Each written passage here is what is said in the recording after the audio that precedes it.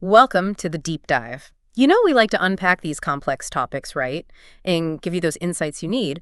We're focusing on key performance indicators today. Oh, yeah? Those metrics that can really make or break a business. Absolutely. Or even like a personal goal. It's like Yeah. we're handing you the keys to a finely tuned sports car. I like that. You're going to go from zero to success in no time. Yeah. With this deep dive. Love it. Our roadmap for this is KPIs as the North Star Yes. by Armour Farag, copyright 2024. Great book. Yeah. Really is. Like a high-performance driving manual for Yeah. KPIs. I mean, packed with Yeah. real-world examples and really gets into the nuts and bolts, but also like how AI is changing things.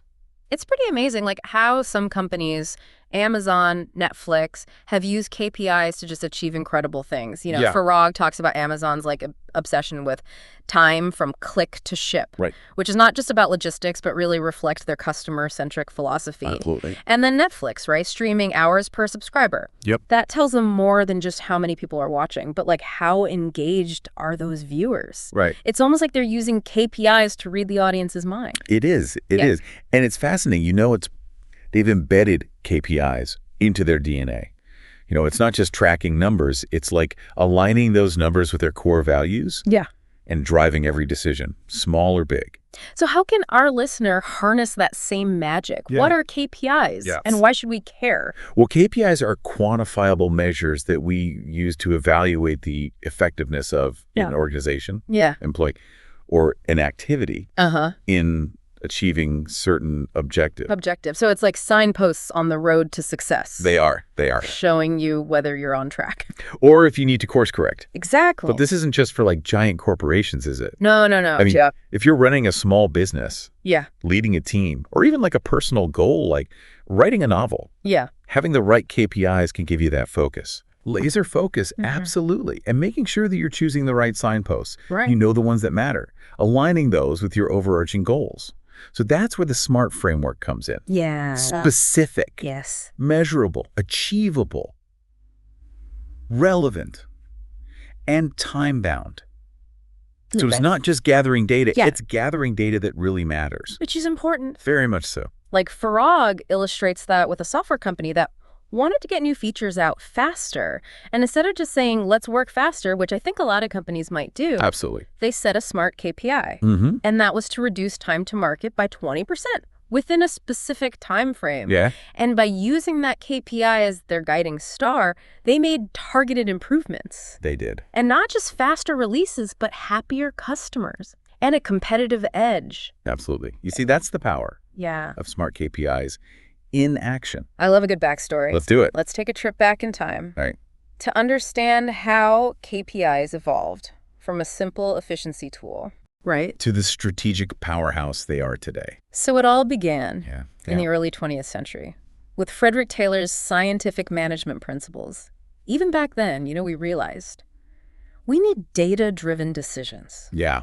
And that optimizing processes is really important. And then came Peter Drucker, right? Yes. This groundbreaking concept of management by objectives. Our MBO, yes. It shifted the focus from just doing tasks Yeah. to achieving measurable results. Like, What you get done, not how busy you look. it's not how busy you look, it's like what you actually achieve. Absolutely. And that laid the groundwork Yeah. for outcome-focused KPIs. Yes. Setting the stage for this revolution, how organizations define and measure success. Right. And then a pivotal moment, I think, Big one. is the balanced scorecard, right? Huge. Developed by Kaplan and Norton. Yeah. That challenged that traditional obsession Uh-huh. with just financial metrics, Right. arguing that true organizational health requires a more holistic perspective. Exactly. So they brought things like customer satisfaction, internal processes, Learning and growth learning and growth into the equation. and into that It equation. really was a game changer. So we've gone from stopwatches on the factory floor to sophisticated dashboards, Yeah. tracking everything from customer sentiment to employee engagement. It's fascinating. It's right. KPIs have evolved from just like efficiency to strategic compasses, guiding organizations towards holistic success. But let's dive into the benefits. Right. What are the benefits that effective KPIs can unlock? It's a long list, Right. but I think a big one. Imagine replacing gut feeling with data-backed insights. Powerful. That's what KPIs can do. for your decision making. It's like having expert advisors whispering in your ear, Yeah. saying the best course of action based on evidence, not hunches. So you're not just blindly guessing. You're not shooting from the hip. There's a great example in the book about a marketing agency that discovered through KPIs that one of their successful marketing channels was actually a total money pit. It was. They were pouring money into it and not getting a return. But because they were tracking, they were able to then ditch that underperforming channel and boost their ROI. And focus their energy on what was working. So that's a great example of how KPIs can make you smarter. And more strategic. Yeah. And then there's customer satisfaction. Of course. Metrics like NPS. Yes. Net Promoter Score. It gives you that direct line to your customer. You know what they love? What they're frustrated by? Yeah. What keeps them coming back for more?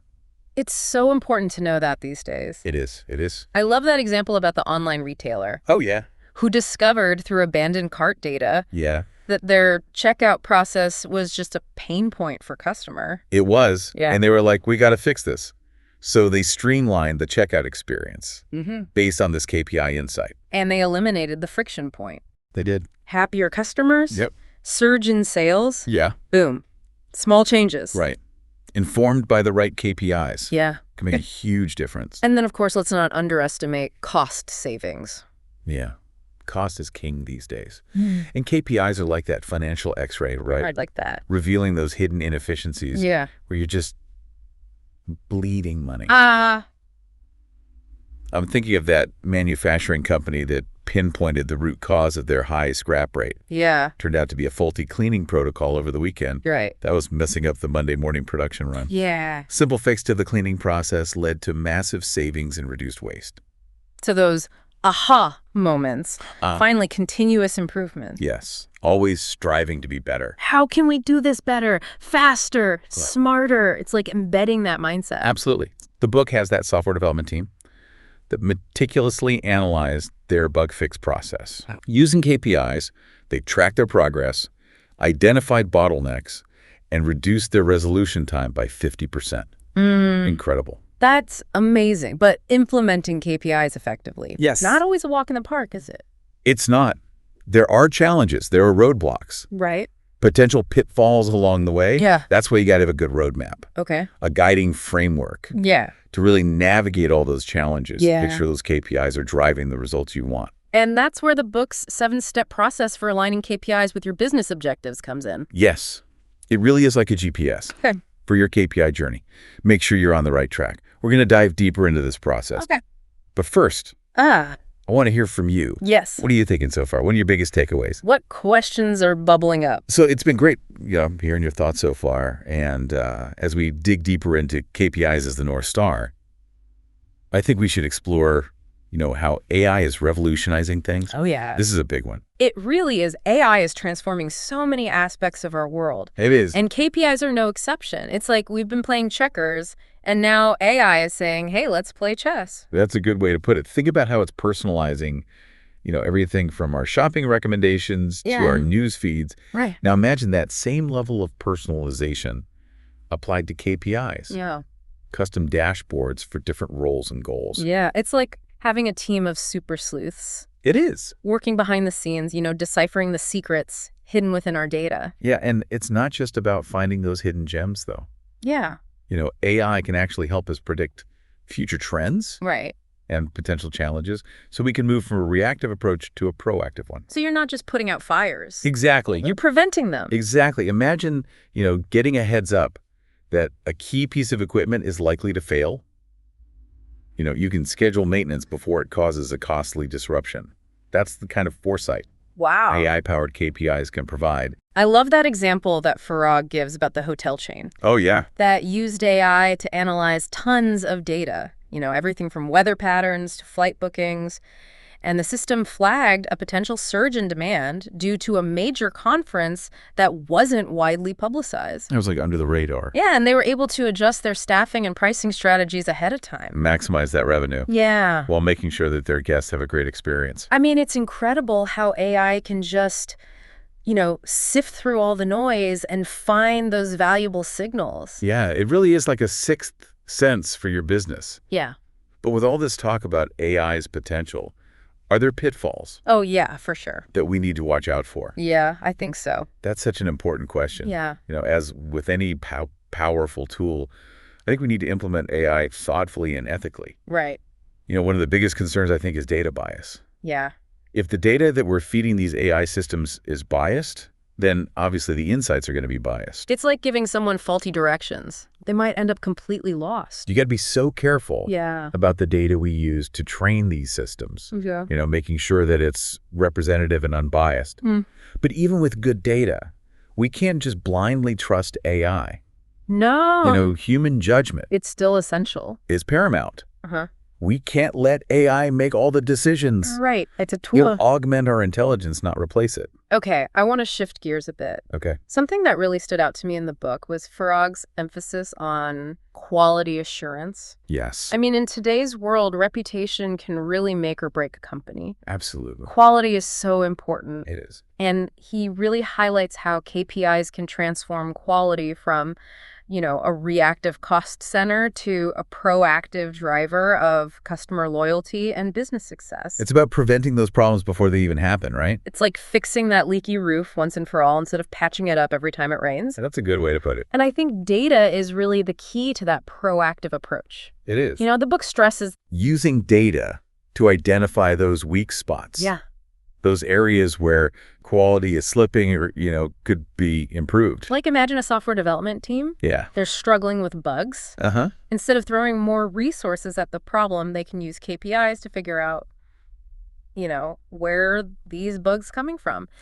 Is it a particular module? Exactly. Is it a specific coding language? It could be. And once you have that data, You can zero in on that root cause, uh-huh, fix it, you get a higher quality product. and happy customer. And then there's the whole process optimization Yeah. thing, using data to fine-tune your operations, identifying those bottlenecks. Like an athlete analyzing their performance. Yeah. Trying to shave off seconds or improve their technique. I'm thinking about that manufacturer who discovered through KPIs that a small tweak to their cleaning protocol over the weekend Yeah. was causing a spike in defect rates on Mondays. Yeah, they adjusted that cleaning process. They did. Reduced waste and improved the quality. So simple. It wa- But such a huge impact. And of course, we can't forget about customer satisfaction. So. KPIs can provide so much insight into how your customers are experiencing your products or your services. Right. You got to address their needs and build loyalty. There's a great example in the book about a consumer electronics company that was facing a growing number of returns and complaints about a faulty charging system in one of their phones. What big problem? Yeah, it was a major quality issue. Yeah. And they were smart. They implemented KPIs that tracked return rates specifically related to that charging problem. And they were able to get a clear picture Yeah. of what was going on, and they fixed it. Yeah. They saw a significant decrease in returns. Happy customers. Brand reputation protected. Protected. So they stayed ahead of that quality issue and they protected their customers' trust, which is so important. It is. But let's shift our focus now to talent development. Okay, love this topic. Yeah, this is a good one. Too often organizations approach talent development with that one-size-fits-all mentality. Here's a generic training program. Yeah, and it doesn't address the specific needs Right. of their employees. And Farag really challenges that in the book. He says that talent development needs to be as strategic and data-driven as any other aspect of your business. And I think KPIs are the key They are. to unlocking that strategic approach. It's about moving away from that scattershot approach Right. to something laser-focused. It's at that example in the book about the call center employee Oh, yeah, I remember that one. that was consistently receiving, average performance reviews.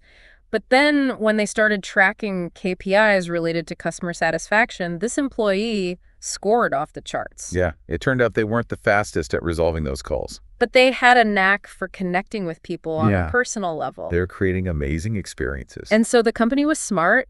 They shifted that employee to a customer retention role, where they thrived. and it benefited everyone. It did. It highlights how KPIs can help you see your employees in a new light. And reveal those hidden talents and potential that those traditional metrics might miss, It's all about finding those hidden gems. and polishing them. Exactly. But we can't talk about talent development without talking about measuring the effectiveness of your initiatives, right? We can't, it's not enough to just offer training. We got to know is that training actually translating into, improved skills behaviors and better outcomes for the business. Did that leadership training program actually lead to improved team performance and engagement? Did that sales training boost conversion rates and revenue? We need that data. KPIs can provide the evidence you need to answer those questions and make decisions about how to optimize your programs. So before we wrap up this exploration of how KPIs are being used in these really innovative ways, to enhance quality and talent development, let's hear from you. How are you approaching these areas in your own world? What are some of your biggest challenges, and where do you see those opportunities for improvement? Let's take a moment to reflect on what we've learned and how we can apply these concepts to create a more engaged, high-performing and data-driven workforce. We've covered so much ground already, from the basics of KPIs to exploring how they can transform quality and talent development, and even how AI is changing the game. Yeah, it's been quite a journey. It really has. But before we wrap up our deep dive into KPIs as the North Star, I think we should tackle another really critical area where these metrics can make a big impact. With that. Cost reduction and maximizing ROI. Oh, yeah. This is where KPIs can really help us, make every dollar count. It's like having a financial detective on your team, uncovering those clues, making sure that you're operating at peak performance. It's about efficiency. It is. Making sure you're not just focusing on revenue, but also making sure you're not, spending more than you need to. It's like making sure that engine is running smoothly. Exactly. Yeah. One of the key insights from the book is tracking those cost efficiency metrics, not just revenue or profit. Right. Imagine a company laser focused on sales, but their expenses are through the roof. They might be hitting their revenue targets, Yeah. but are they really profitable? It's like filling up a bathtub with the drain open. Yeah. You're pouring in more water, but you're not really getting anywhere. Right. And so by tracking those KPIs, cost per unit overhead expenses or employee productivity, You can start to optimize. you can pinpoint those areas where you might be overspending. Absolutely. Farag shares a great example of a company that was really struggling with their operating costs. Yeah, they were. And they assumed it was their energy bills. Makes sense. But when they actually started tracking the KPIs for different cost centers, they found a surprising culprit. What was it? Office supplies. Oh, I know, it's crazy, right? office supplies. But they had this totally disorganized procurement process. Multiple departments were ordering the same supplies from different vendors, and they were paying all sorts of prices. Wow, no wonder they were over budget. I know. And so they centralized their purchasing and negotiated better rates and significantly reduced those costs. See, simple fix. Simple fix. Big impact. But it all started with the KPIs. Revealing that hidden cost. And let's not forget about budgeting. Oh, yeah. Budgeting, always a challenge. Always a challenge, right? Making those tough choices about where to allocate your resources. Limited resources. And I think the book does a really good job of emphasizing how KPIs can actually help you with that. Move away from, those gut feelings. Yes. And embrace data. Imagine a company with a limited marketing budget. Okay. They could just spread that money thin across multiple channels and hope for the best. Mm. Or they could use KPIs to analyze the performance of their past campaigns. And see what's actually working. Right, and put more money into those high-performing channels and less into the ones that aren't really giving them a return. It's all about maximizing that ROI. Exactly. Another great point from KPIs as the North Star is ongoing performance monitoring. This is where you really move from that reactive to that proactive approach. It's like having a set of vital signs for your business, Keeping an eye on those key metrics. Right, just like doctors monitor, heart rate, blood pressure, temperature. To catch those health issues early on. KPIs can give you that real-time view of how your organization is doing. That early warning system. So you can spot those warning signs. Before they turn into big problems. The book gives that example of the manufacturing company that was using KPIs to track their production line. Okay. And they were alerted to a problem because their units produced per hour, KPI started to decline. Oh, interesting. And it wasn't a huge drop, But it was enough. but it was enough to say, hey, something's going on. Something's not right. Right. And so they dug deeper and they discovered that one of their machines was having some malfunctions. Intermittent malfunctions. And they were causing those, brief but frequent stoppages, and it was impacting the overall output. Yeah, it all adds up. It does. And because they had that KPI in place, they were able to identify the issue and schedule preventative maintenance. Sure. So they prevented a major breakdown. Costly downtime avoided. So as we wrap up our deep dive into KPIs as the North Star, what are the key takeaways? So remember, KPIs are more than just numbers. They're a reflection of your values, your priorities, your definition of success. They help you move from those gut feelings to data-driven decisions, from being reactive to proactive, from settling for good enough to striving for continuous improvement. KPIs can help you unlock potential, streamline your processes, make those smarter financial decisions, and ensure that every resource is driving you towards your goals. But it's not a one-size-fits-all solution. No, it's not. They need to be carefully chosen, defined, tailored to your needs, your goals, your circumstances. So as we leave you with one final thought to ponder, where could KPIs make the biggest difference in your world today? What are your biggest challenges? Where are you lacking clarity? And how can data-driven insights empower you to make more informed and more impactful decisions? Remember, KPIs are your North Star, guiding you towards success. Until next time, keep diving deep and keep seeking knowledge.